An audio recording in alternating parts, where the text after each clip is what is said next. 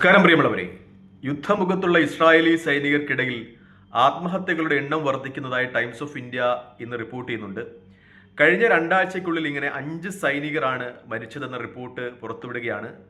കഴിഞ്ഞ ദിവസം 19 വയസ്സുള്ള ഒരു നോർവീജിയൻ സൈനികൻ, അതായത് നോർവേയുടെയും ഇസ്രായേലിൻ്റെയും പൗരത്വമുള്ള ഒരു സൈനികൻ, അദ്ദേഹം സ്വയം വെടി ഉതിർത്തു മരിച്ചിരുന്നു. കഴിഞ്ഞ വർഷം ഇങ്ങനെ 19 സൈനികർ മരിച്ചു എന്ന വാർത്തയുണ്ട്. ഈ വർഷം 42 സൈനികരും ഇങ്ങനെ മരിച്ചിട്ടുണ്ട്. പ്രത്യേകിച്ചും ഈ ഡിപ്രഷൻ, അതാണ് ഇവരുടെ ആത്മഹത്യക്ക് കാരണമായിട്ട് ടൈംസ് ഓഫ് ഇന്ത്യയുടെ റിപ്പോർട്ട് ചൂണ്ടിക്കാണിക്കുന്നത്.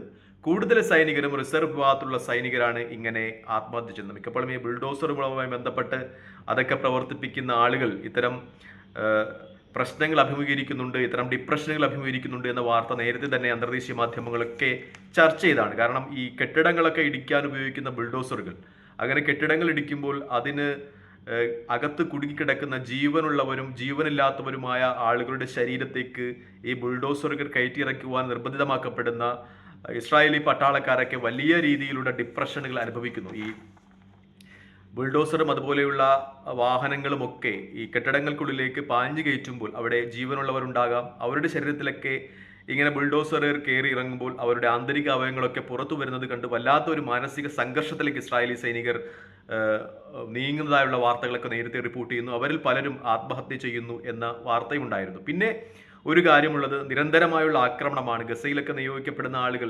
മിക്കപ്പോഴും കൗമാരപ്രായക്കാരാണ്, 18ഉം 19ഉം വയസ്സിനൊക്കെ ഇടയിലുള്ള കുട്ടികളാണ് എന്ന് തന്നെ പറയാം. അവർ നിരന്തരമായിട്ട് ഈ ആക്രമണത്തിന് വിധേയമാകുന്നു. തങ്ങളുടെ ചുറ്റുമുള്ളവർ, തങ്ങൾക്കൊപ്പം പ്രവർത്തിക്കുന്ന സൈനികർ ഗസയിൽ വെടിയേറ്റു മരിച്ചു വീഴുന്നത് കാണുന്നു. അതൊക്കെ അവരെ വല്ലാതെ ഡിപ്രഷനിലാക്കുന്നു. അവരും ആത്മഹത്യ ചെയ്യുന്നു എന്ന വാർത്ത വളരെ പ്രാധാന്യത്തോടെ തന്നെ അന്തർദേശീയ മാധ്യമങ്ങൾ റിപ്പോർട്ട് ചെയ്യുന്നുണ്ട്. മറ്റൊന്ന്, IDF തന്നെ സമ്മതിക്കുന്നുണ്ട്, ആയിരക്കണക്കിന് സൈനികർ അവരുടെ രാജ്യങ്ങളിലേക്ക് ഇസ്രായേലി സൈന്യവുമായുള്ള സേവനം അവസാനിപ്പിച്ച് മടങ്ങുന്നു എന്നത്. അതായത് നമ്മൾ നേരത്തെ ചർച്ച ചെയ്താണ്, ഇസ്രായേലിനെ സംബന്ധിച്ച് അവരുടെ സൈന്യം എന്ന് പറയുന്നത് മിക്കപ്പോഴും, അവരുടെ ജനസംഖ്യ എന്ന് പറയുന്നത് മിക്കപ്പോഴും മറ്റു രാജ്യങ്ങൾ കൂടി പൗരത്വമുള്ള ആളുകളാണ്. ഇസ്രായേൽ പൗരത്വം അനുവദിക്കുന്ന രാജ്യമാണ്. അവിടെ സൈന്യത്തിലൊക്കെ കൂടുതലുള്ളത് നോർവേ, അതുപോലെ ഓസ്ട്രേലിയ, അമേരിക്ക, റഷ്യ എന്നീ രാജ്യങ്ങളിലെ പൗരന്മാരാണ്. അവർ സുരക്ഷിതമായ തങ്ങൾക്ക് പൗരത്വമുള്ള മറ്റു രാജ്യങ്ങളിലേക്ക് മാറിപ്പോകുന്നു എന്ന ഒരു വാർത്ത കൂടി ഇതോടനുബന്ധിച്ച് മാധ്യമങ്ങൾ ചർച്ച ചെയ്യണം. അതായത് നിരന്തരമായ യുദ്ധമുള്ള ഇസ്രായേലിൽ നിന്ന് തങ്ങൾ വന്ന സുരക്ഷിതമായ യൂറോപ്യൻ രാജ്യങ്ങളിലേക്ക് അവർ മടങ്ങുന്നു എന്ന ഒരു വാർത്ത കൂടി ഈ അവസരത്തിൽ അന്തർദേശീയ മാധ്യമങ്ങളൊക്കെ ചർച്ച ചെയ്യുന്നുണ്ട്. അതായത് യുദ്ധം ഒരിക്കലും ഗസയെ മാത്രമല്ല ബാധിച്ചിട്ടുള്ളത്, ഗസയും ഫലസ്തീനെയും ഇസ്രായേലിനെയും ഒക്കെ ഒരു തരത്തിലല്ലെങ്കിൽ മറ്റൊരു തരത്തിൽ ഈ 1.5-2 വർഷം നീണ്ടുനിന്ന യുദ്ധം ബാധിച്ചിട്ടുണ്ട് എന്ന വലിയ ഒരു അവലോകനം അന്തർദേശീയ മാധ്യമങ്ങളിലൊക്കെ നിലനിൽക്കുകയാണ്. പ്രത്യേകിച്ചും ഏലാത്ത് തുറമുഖം, ഇസ്രായേലിലെ ഏറ്റവും തന്ത്രപ്രധാനമായ ഏലാത്ത് തുറമുഖം അടച്ചിട്ടതായുള്ള വാർത്ത കഴിഞ്ഞ ദിവസങ്ങളിൽ അന്തർദേശീയ മാധ്യമങ്ങൾ റിപ്പോർട്ട് ചെയ്തിരുന്നു. ഇസ്രായേലിനെ സംബന്ധിച്ച് അവരുടെ സമ്പത്തിന്റെ നട്ടലൊടിക്കുന്ന ഒരു തീരുമാനമാണത്. കാരണം അവരുടെ തുറമുഖം അത് വലിയ പ്രതിസന്ധിയിലേക്ക് നീങ്ങുന്നു. നിരന്തരമുള്ള ഹൂതികളുടെ ആക്രമണം കൊണ്ട് ആ തുറമുഖത്തേക്ക് കപ്പലുകൾ അടുക്കുവാൻ പറ്റാത്ത ഒരു സ്ഥിതിവിശേഷമാണുള്ളത്. അതുകൊണ്ടാണ് തുറമുഖം അടയ്ക്കുന്നത്.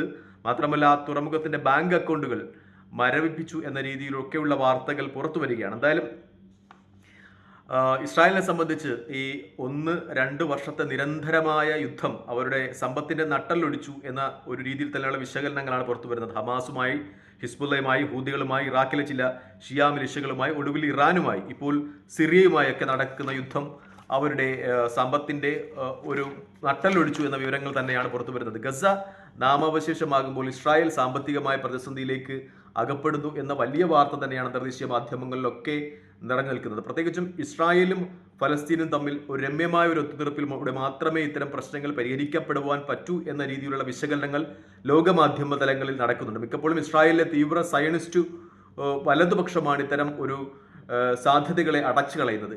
ഒരു ദ്വിരാഷ്ട്രം, ഇസ്രായേലും ഫലസ്തീനും 2 സ്വതന്ത്ര രാഷ്ട്രങ്ങളായി മാറിയാൽ മാത്രമേ ഇപ്പോഴുള്ള പ്രശ്നങ്ങൾക്കൊക്കെ കണ്ടെത്തുവാൻ കഴിയൂ. ഇസ്രായേലിനെ ഫലസ്തീനും, ഫലസ്തീനെ ഇസ്രായേലും അംഗീകരിച്ചുകൊണ്ട്, 2 രാജ്യങ്ങളും വിട്ടുവീഴ്ചയ്ക്ക് തയ്യാറായിക്കൊണ്ട്, രണ്ട് ഭാഗത്തെയും തീവ്ര പക്ഷങ്ങൾ വിട്ടുവീഴ്ചയ്ക്ക് തയ്യാറായിക്കൊണ്ട് 2 രാജ്യങ്ങളെയും പരസ്പരം അംഗീകരിച്ചു മാത്രമേ ഇസ്രായേലിനും ഒപ്പം ഫലസ്തീനും ഇനി നിലനിൽപ്പുള്ളൂ. അല്ലെങ്കിൽ 2 രാജ്യങ്ങളും ഇങ്ങനെ പരസ്പരം തല്ലി അവരുടെ സമ്പത്തും ആളുകളെയും ഒക്കെ നശിപ്പിച്ചു കളയുന്ന ഒരു സ്ഥിതിവിശേഷം ഉണ്ടാകും എന്ന രീതിയിലേക്ക് വിശകലനങ്ങൾ പോവുകയാണ്. എന്തായാലും അത്തരത്തിലേക്കുള്ള ഒരു ലോകഗതിയിലേക്ക് നയിക്കട്ടെ എന്ന് നമുക്ക് പ്രാർത്ഥിക്കാം. 2 രാജ്യങ്ങളും സ്വതന്ത്രമായി, ഒപ്പം തങ്ങൾ രണ്ടും ഒരേ സ്വത്വത്തിൽ നിന്നുള്ള സ്വതന്ത്ര രാജ്യങ്ങളാണ് എന്ന് പരസ്പരം അംഗീകരിച്ചുകൊണ്ട് ഇസ്രായേലും ഫലസ്തീന് മുന്നോട്ട് പോയാൽ മാത്രമേ ആ മേഖലയിൽ സമാധാനം വരൂ എന്നതാണ് ഏറ്റവും തന്ത്രപ്രധാനമായ വാർത്ത ഈ അവസരത്തിൽ. തൽക്കാലം ഈ വാർത്തയുമായി ഇവിടെ വാങ്ങാൻ മറ്റൊരു വീഡിയോയുമായി കാണുന്നവരെ നന്ദി, നമസ്കാരം, ജയ് ഹിന്ദ്. വീഡിയോ ഇഷ്ടപ്പെടുന്നുണ്ടെങ്കിൽ ലൈക്ക് ചെയ്യുക, ഷെയർ ചെയ്യുക, കമൻറ്റ് ചെയ്യുക. മറ്റൊരു വീഡിയോയുമായി കാണുന്നവരെ ജയ് ഹിന്ദ്.